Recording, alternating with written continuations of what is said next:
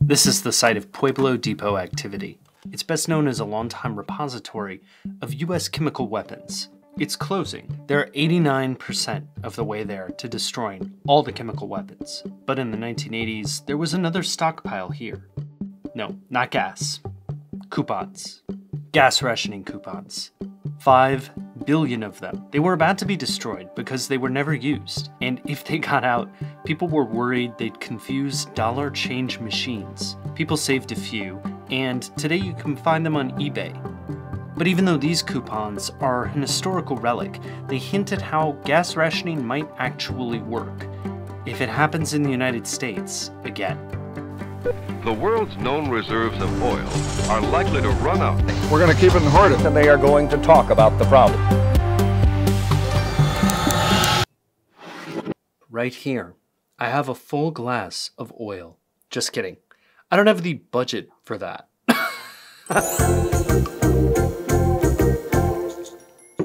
So federal gas rationing, is it gonna happen? I don't know.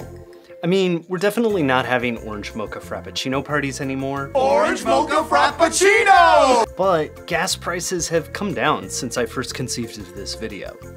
Hopefully that continues. But in Europe, they are doing a version of it. And as you'll see in this video, I think that in a shortage, a gas ration is still the most likely solution.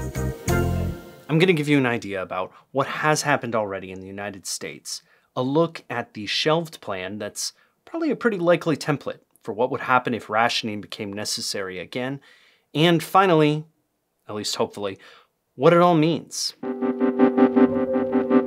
During World War II, there were a range of state and federal rationing systems. The Office of Price Administration ran this program. Steps included asking for a gasoline ration book and then checking a sticker. Here is comedian Gracie Allen in a 1942 radio show giving an uncharacteristically serious monologue. But after all, what's an inconvenience when we weigh it against possible calamity? Remember, rationing still provides essential gasoline for essential driving. Stickers like these were given according to the car's purpose. This is an A sticker, the most common, what everybody got, typically around 4 gallons a week, though that varied. They were distributed centrally. It really changed traffic. Here's New York City traffic before and after World War II, and here are cars going into storage. Really big gas lines were common, and so were black markets. It is also hard to get a clear read on exactly how effective this was. I read some articles that said that it didn't do much to really curb gas consumption, but I read others that said it was kind of effective. Everybody sort of agreed that a huge black market was created. These are actually pictures of some of the hearings for people who violated pleasure riding regulations during the war. And this article is all about how they had to keep an official ration level low to compensate for a huge black market. But then, you know, the war ended, and so did rationing. The next big crisis was the energy crisis in the early 70s, and it's the one that birthed those coupons that I showed at the beginning of the video. The crisis ended up being behind a lower highway speed, certain fuel economy standards, and many hodgepodge statewide attempts at rationing. One method was odd-even rationing, in which odd-numbered license plates got gas one day, even-numbered plates got it another. This was used in 1979 too. This guy is, well, you'll see. What about the dropping the odd-even gas system? Well, I don't know nothing about it. I didn't know they did drop it. When did they drop it? They dropped it yesterday, and it's effective today. Oh, really? I didn't know that. What is today, odd or even? Odd. Is it? Great. Did odd-even rationing work? Probably not. I read some papers that said that it was sort of dubious whether it actually reduced gasoline consumption or not. So in preparation of another bigger energy crisis, they printed the coupons. Nixon used the Federal Energy Office to print the coupons. When the oil embargo ended, they put the coupons in Pueblo to later be destroyed. Then, in 1975, Congress said the president had to make up a real plan for them to pass in the future, which he or she could then implement in an emergency. So we actually have a plan that was passed, but there wasn't a big energy emergency before the plan expired. But I think looking at plans is a useful way to guess at what a contemporary plan for gas rationing would be like. Here's what it isn't: price controls or big taxes. Consumers hated both of those options, probably because they thought they were unfair. And so rationing is likely to be the solution in a future crisis. Let's break this down. They guess how much gas there is. Some goes to a national reserve.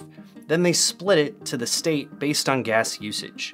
This is to avoid rural-urban imbalances. Then states give it out based on vehicle registration. Motorcycles and mopeds got less, despite being more fuel efficient. Priority activities got more. Think healthcare, mail services, the newspaper delivery. That one might be updated for the modern era. And you basically got your ration allotment, which you could then use to sell on a white market. This is to eliminate that World War II black market problem. There was a plan to have some weirder stuff like a gas rationing bank account that you could open. You know, there's 128 pages here, but that is basically it. And it's not that different from what Gracie Allen asked for back in World War II. Here's the Pueblo again. Most of those coupons are long gone, except for eBay. In the 1980 plan, it expired. Gas rationing is not really on the horizon today. So why bother telling this story? Well, first, it could come back. It's possible to imagine a world in which gas is in such short supply that they've got to implement some sort of rationing. And this is how it might work. But I'd like you to indulge a little digression. Do you remember the app that came out that was supposed to allow you to track COVID-19 exposure and tests on your phone and then communicate it to other phones? I was so excited when this thing came out. I was like, sweet, we did it. It's over now. We've cracked the case. This is gonna solve it. Okay, end of the pandemic. Except it wasn't. I think the app shows us that anyone hoping for something more sophisticated when it comes to gas rationing, blockchain gas rations, well, they're gonna be disappointed. I think that the rationing plans show some good solutions, but it's gonna be painful. I mean, you saw the long lines, you heard laughing guy. There's some pain in that laughter. Looking at history shows just how difficult a true fuel shortage would be and how hard it would be to ration an energy source like that.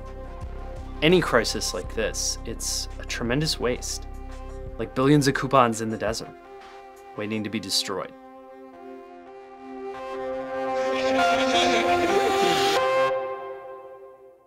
Cheers. It's Diet Vanilla Coke. Very good, by the way, not sponsored.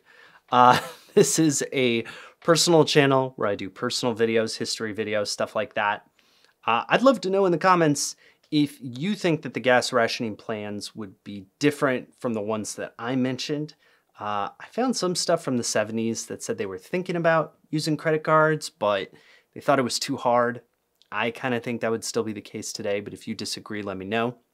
It really helps this channel out if you do drop a comment or if you subscribe. I try to do more videos like these that look at history and kind of how things really work, stuff like that.